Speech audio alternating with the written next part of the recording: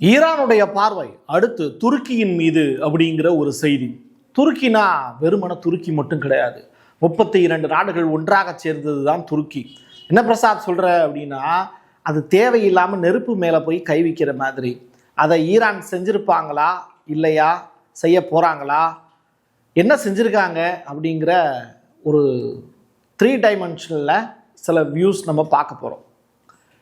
NATO நாடுகள் உள்ள என்ட்ராகிறாங்க. சைப்ரஸில் ஒரு பெரிய வேர்ல்டு வார் 3 அப்படிங்கிறது தொடங்க போகுது அப்படிங்கிற செய்தி.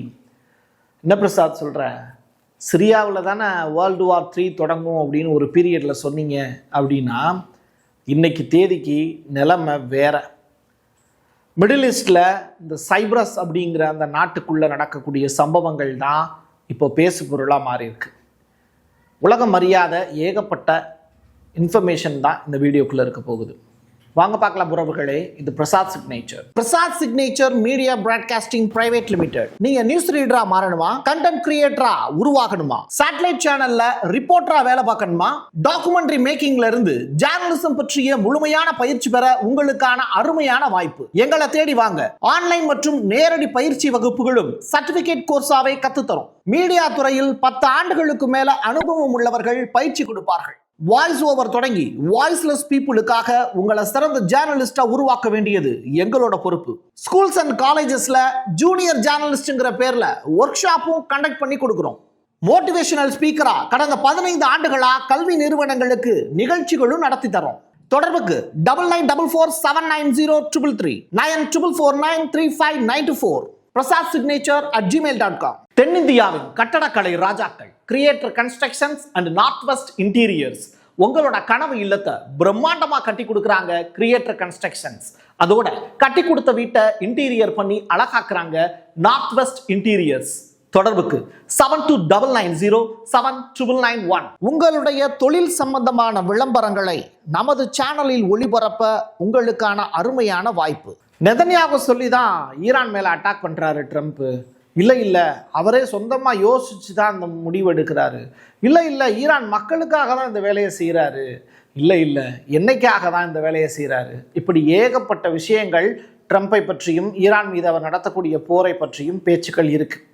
பட் ரியாலிட்டியாக அங்கே இருக்கக்கூடிய பொதுமக்கள் ட்ரம்ப்புக்கு ஓட்டு போட்டாங்கல்ல, அவங்க என்ன சொல்கிறாங்க அப்படிங்கிறத அமெரிக்காவினுடைய CNN அப்படிங்கிற நியூஸ் சேனல் சர்வே எடுத்தாங்க.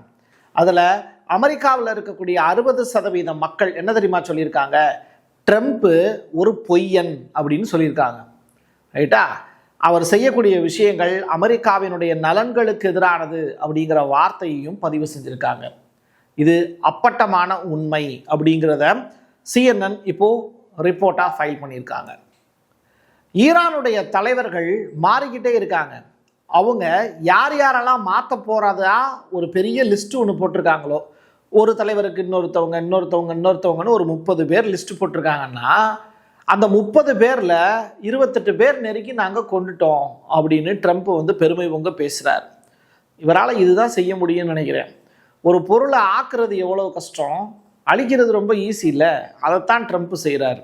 சரி, ஈரானுடைய எதிர்கால தலைவர்களாக கருதப்படுபவர்களில் பெரும்பாலானோர் இறந்து விட்டதாக அவர் சொல்லக்கூடிய விஷயங்களில் உண்மை இருக்கா இல்லையா அப்படிங்கிறத ஈரானிய அரசு தான் சொல்லணும், இவர் சொல்லக்கூடாது. நேட்டோவில் உறுப்பு நாடாக இருக்கக்கூடிய துருக்கி மீது ஏவுகணை தாக்குதலை இப்போ நடத்தியிருக்கிறதா ஈரான் மீது ஒரு குற்றம் ஒன்று சுமத்தப்படுது. பாலிஸ்டிக் ஏவுகணையை ஏவி துருக்கி மீது ஈரான் தாக்குதல் நடத்தியதாக ஒரு பரபரப்பான செய்தி ஒன்று பேசு பொருளாக மாறியிருக்கு. அதாவது ஈரானிய ஏவுகணை இப்போ இந்த குர்திஷ் படைகளால் சுட்டு வீழ்த்தப்பட்டதாக அந்த நாட்டு அரசு சொல்கிறாங்க. அதாவது குர்திஷ் படை அப்படிங்கிறது டைரக்டாக என்ன பண்ணுறாங்கன்னா, ட்ரம்ப்புக்கு ஆதரவாக சில விஷயங்களை செய்கிறாங்க. குர்திஸ்தான் அப்படின்னு சொல்லிட்டு துருக்கியிலிருந்து ஒரு தனி நாடு கேட்டு அவங்க போராட்டத்தில் ஈடுபடுறாங்க. இப்போ இந்த குர்திஸ்தானை சேர்ந்தவங்க உள்ள என்ட்ராகிறாங்க அப்படிங்கிற மாதிரியான விஷயங்களை இப்போ பேசிக்கிட்டு இருக்காங்க.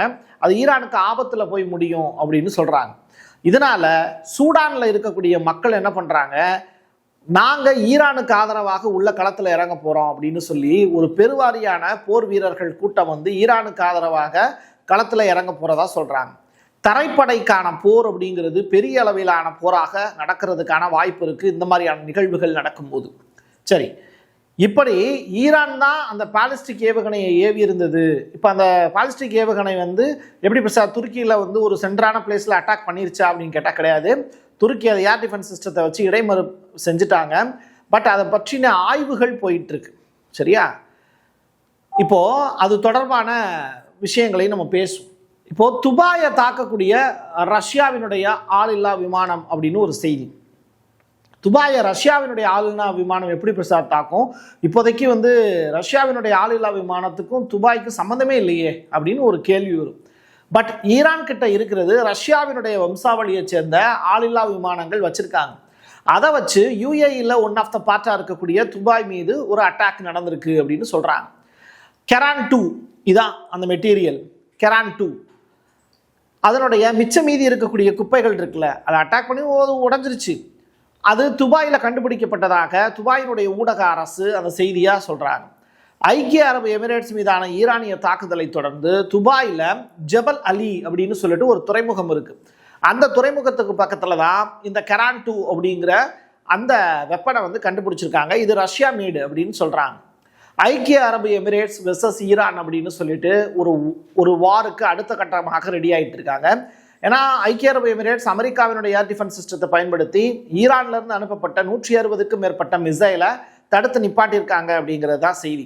ஆனால் இதனால யாருக்கு நட்டம்னா அமெரிக்காவுக்கு நட்டம் அப்படின்னு சொல்கிறாங்க. அமெரிக்கா ஒரு 18 லட்சம் ரூபாய் மதிப்புள்ளான ஒரு மிசைலை, லோ ரேஞ்ச் மிசைலை வந்து யுஏஇ மேலே ஏவுறாங்க ஈரான். பதிலுக்கு அமெரிக்கா சைட்லேருந்து இழப்பு எவ்வளோ தெரியுமா? அந்த ஏர் டிஃபென்ஸ் சிஸ்டத்துக்கு பயன்படுத்துறது அது பல கோடி ரூபாய் அப்படிங்கிறாங்க. அதாவது கிட்டத்தட்ட சரியாக சொல்லணும்னா 48 கோடி ரூபாய் செலவு பண்ணி தான் ஒரு ஏர் டிஃபென்ஸ் சிஸ்டம் ரேடாரை பயன்படுத்தி மிசைலை மறிக்குது. அந்த வகையில் இது அமெரிக்காவுக்கு பெரிய அளவிலான நட்டம். இது ஈரானினுடைய புதிய போர் யுத்தி அப்படின்னு சொல்கிறாங்க. இப்போ அந்த காட்சிகள்லையும் நான் உங்களுக்கு காண்பிக்கிறேன். இதுதான் அந்த ரஷ்ய மேட்ல இருக்கக்கூடிய அந்த வெப்பன். அதை எடுத்து சேகரித்து இப்போது டெஸ்ட்லாம் எடுத்து நடத்திக்கிட்டு இருக்காங்களாம். அது ஒரு பக்கம். சரி, இப்போது ரஷ்யா சைடில் இருந்து ஒரு ஸ்டேட்மெண்ட் ஒன்று கொடுத்துருக்காங்க. இது ஈரான் இஸ்ரேல் அமெரிக்காவுக்கு இடையில நடக்கக்கூடிய போர் பற்றிய ரஷ்யாவினுடைய 2வது அறிக்கை. ஈரான் மீதான அமெரிக்கா மற்றும் இஸ்ரேலினுடைய தூண்டுதலற்ற தாக்குதல்களை ரஷ்யா வந்து சட்டவிரோதமாக சொல்லுது அப்படின்னு சொல்கிறாங்க. 2வது, அப்படி நடக்கக்கூடிய தாக்குதலை கண்டிக்கிறோம் அப்படின்னு மரியா ஜெகரோவா அப்படிங்கிற அந்த ரஷ்யாவினுடைய செய்தி தொடர்பாளர் இந்த ஸ்டேட்மெண்ட்டை சொல்கிறாங்க. மத்திய கிழக்கில் புதிய போரை வந்து அமெரிக்காவும் இஸ்ரேலும் சேர்ந்து ஆரம்பிச்சிருக்கிறது உலகத்துக்கு நல்லதில்லை. ஒரு நாட்டோட போர் பண்ணுறதே 5 வருஷம் நீடிச்சுக்கிட்டு இருக்கு. இப்படிப்பட்ட நிலையில் ஈரான் மீதான போர் அப்படிங்கிறது அமெரிக்காவுக்கு தேவையற்றது அப்படிங்கிற ஸ்டேட்மெண்ட்டையும் கொடுத்துருக்காங்க. ரொம்ப முக்கியமான ஒரு விஷயத்துக்குள்ள இப்போ அடுத்து நம்ம நகர போகிறோம். பிரிட்டன் கடைசியாக சைப்ரஸுக்கு போர்க்கப்பலை அனுப்புறதா ட்ரம்ப் கிட்ட வாக்குறுதி கொடுத்துட்டாங்க. என்ன பிரசாத், நாடாளுமன்றத்துல எல்லாம் வந்து பிரிட்டனுடைய பிரைம் மினிஸ்டர் நாங்கள் அமெரிக்காவோட சேர்ந்து போர்லாம் பண்ண மாட்டோம் ஈரானுக்கு எதிரானலாம் சொல்லியிருந்தாரு. இப்போ என்ன சைப்ரஸுக்கு போர் அனுப்புகிறாரு அப்படின்னு கேட்டால், சம்பவம் நடந்தது துருக்கியில். துருக்கி நாட்டோவில் அங்கத்தினராக இருக்கக்கூடிய நாடு. துருக்கிக்கு ஒரு பஞ்சாயத்துனா நாட்டோவில் முக்கியமான நாடுகளாக இருக்கக்கூடிய யூகே, பிரான்ஸ், ஜெர்மனி, இட்டாலி இவங்கெல்லாம் ஒன்று சேர்ந்தே ஆகணும், வேறு வழியே கிடையாது. பிரிட்டனுடைய RAF அக்ரோ 3 அப்படிங்கிற அந்த தளத்தில் இருந்து ஈரானிய ட்ரோன் வந்து அட்டாக் நடந்துச்சு அந்த தளத்தில். அப்போது அதற்கு பிறகு சில நாட்களுக்கு பிறகு சைப்ரஸ் அப்படின்னு சொல்லிட்டு ஒரு நாடு, இந்த நாடு இஸ்ரேலுக்கு பக்கத்தில் இருக்குது. இந்த இஸ்ரேலுக்கு பக்கத்தில் இருக்கக்கூடிய அந்த நாட்டில் தான் இஸ்ரேல் என்ன பண்ணுறாங்க, தன்னுடைய வெப்பன்ஸ் எல்லாம் கொண்டு போய் வைக்கக்கூடிய சேமிப்பு கிடங்கு மாதிரி பயன்படுத்துகிறாங்க. இப்போது சைப்ரஸில் இருந்து ஈரானை எளிமையாக அட்டாக் பண்ண முடியும் வான்வெளியில்.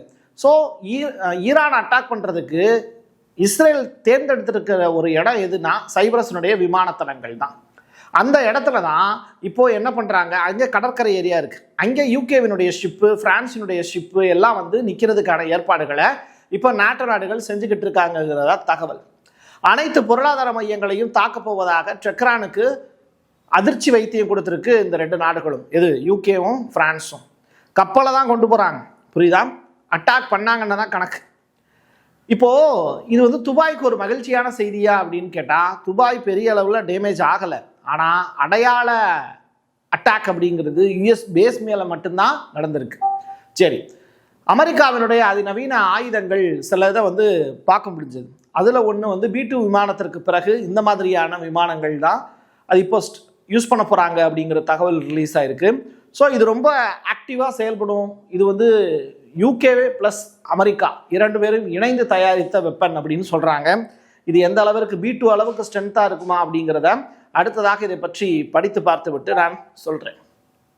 இப்போ துருக்கியை வச்சு ஒரு பெரிய அட்டாக் நடத்தினாங்கல்ல, ஈரானோட மிசைல் வந்து இந்த கமிஸ்லி அப்படின்னு சொல்லிட்டு ஒரு ஏர்போர்ட் எங்கே இருக்குன்னா சிரியாவில் இருக்குது. அந்த இடத்துல போய் ஒரு தாக்குதல் போய் விழுந்துருச்சு. அப்போது மிடில் ஈஸ்டில் பல்வேறு இடங்களில் ஈரானுடைய மிசைல் வந்து பரவி கிடக்குங்கிறத இதை மூலியமாக புரிஞ்சுக்க முடியும். சிரியாவில் ஒரு அடையாள அட்டாக் மட்டும் நடத்தியிருக்காங்க. இப்போ துருக்கியை வச்சு ஈரான் வந்து அட்டாக் பண்ணாங்கன்னு சொன்னோம்ல, அது நடத்தினதுக்கு நேட்டோ கண்டனம் தெரிவிச்சிருக்குன்னு சொன்னோம்ல. இப்போது துருக்கியை ஈரான் இலக்கே வைக்காம அது மொசாட்டினுடைய சதியாக கூட இருக்கலாம். ஏன்னா நேற்று தான் வந்து துருக்கியினுடைய அதிபர் அங்காராவில் ஒரு முக்கியமான பேட்டி ஒன்று கொடுத்துருந்தார். அது ஈரானுக்கும் எங்களுக்கும் 400 ஆண்டு கால பழமையான நட்பு இருக்குது. அப்படி இருக்கும்போது ஈரானுக்கு எந்த நேரத்திலும் உதவி செய்வதற்கும் மத்தியஸ்தம் பண்ணுறதுக்கும் துருக்கி தயார்னு ஒரு ஸ்டேட்மெண்ட் சொல்லியிருந்தாங்க. ஈரானும் துருக்கி மேலே பெரிய அளவில் பகையெல்லாம் கிடையாது. 2 பேருக்கு இடையில நல்லதொரு அக்ரிமெண்ட் தான் இருக்குது. அது அர்மேனியாவில் இருக்கக்கூடிய கப்பல் போகக்கூடிய வேலையிலிருந்து ட்ரேடு வந்து துருக்கி ரொம்ப முக்கியமானது. அதனால் 2 பேரும் நல்ல டைப்பில் இருக்காங்க. இப்படிப்பட்ட சூழ்நிலையில் ஈரான் முக்கியமா அமெரிக்கா முக்கியமா அப்படிங்கிற டிசிஷன் வந்து துருக்கியினுடைய அதிபர் எர்டகன் எடுக்க சொன்னால் அவர் அமெரிக்காவை தான் எடுப்பார். ஆனால் இப்போதைக்கு வாலண்டியராக ஈரான் வந்து துருக்கி மேலே ஃபர்ஸ்ட் அட்டாக் நடத்துறதுக்கு வாய்ப்பு இல்லை. ஸோ இதுவும் மொசாட்டினுடைய சதியாக இருக்கலாம். சவுதி அரேபியாவில் எண்ணெய் கிணறு மேலே தாக்குதல் நடத்துனாங்கல்ல, எண்ணெய் சுத்திகரிப்பு நிலையத்தில் மொசாட், அது மாதிரியான ஒரு சம்பவமாக இது இருக்கலாம் அப்படின்னு சொல்லப்படுது. சரி, இப்போது அந்த விமானம் வந்து மிசைல் வந்து டைரக்டாக வந்து விழுந்ததுன்னு சொன்னோம்ல, அது எந்த இடத்துல விழுந்திருக்கு அப்படிங்கிறது தொடர்பான ஆய்வில் ஈடுபட்டப்போ இந்த மாதிரியான வீடியோக்கள் கிடச்சிது. இது வந்து எல்லாமே வந்து ஈரானுடைய ஆயுதங்கள் தான் அப்படின்னு சொல்கிறாங்க. ஸோ அது ரிலேட்டடான விஷுவல் தான் நீங்கள் இப்போ பார்த்துக்கிட்டு இருக்கீங்க. ஸோ துருக்கி இது சம்பந்தமான விஷயங்களை ஆய்வு பண்ணி அவங்க ஒரு முடிவெடுப்பாங்க. அமெரிக்கா இஸ்ரேலிய ஆக்கிரமிப்பு ஈரான் மீது மிகவும் வன்முறையான மற்றும் பாரிய தாக்குதல்களை தொடங்கியிருக்கு அப்படிங்கிறது தான் கிடைச்சிருக்கக்கூடிய அப்டேட்டு. அதில் வீடியோ ஒன்று பாருங்க. இது பூரா வந்து டெக்ரானில் பல்வேறு கட்டடங்களில் வந்து அட்டாக் வந்து நடந்திருக்கக்கூடிய காட்சிகளை தான் நான் உங்களுக்கு காண்பிக்கிறேன். இது முழுக்க முழுக்க புகைமண்டலமாக டெக்ரானை மாற்றியிருக்கு. அதாவது டெக்ரான்லையும் ஏகப்பட்ட சேதங்கள் நடந்திருக்குங்கிறது உண்மைதான், ரைட்டா? போர்ன்னு இருந்தால் பாதிப்புகள் இருக்கத்தான் செய்யும். ஸோ அதைத்தான் வந்து நம்ம பார்த்தோம்.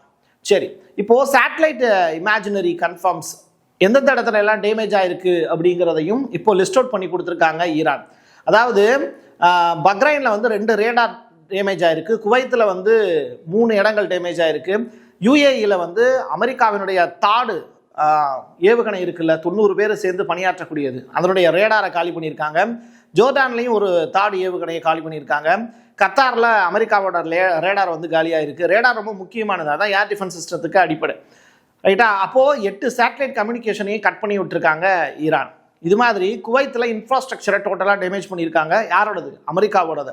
சவுதி அரேபியாலையும் வந்து பார்த்தீங்கன்னா ரேடார் ஹிட் பண்ணியிருக்காங்க. யாரோடத? அமெரிக்காவோடது.